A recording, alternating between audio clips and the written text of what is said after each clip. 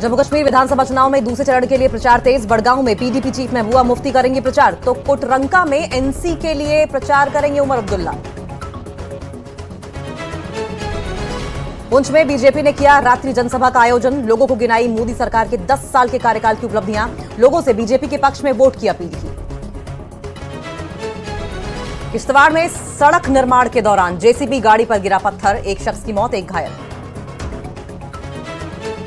आज हिमाचल कैबिनेट की होगी अहम बैठक, राज्य सचिवालय में होगी बैठक, सीएम सुखविंदर सिंह सुक्खू की अध्यक्षता में बैठक, विभिन्न मुद्दों पर चर्चा।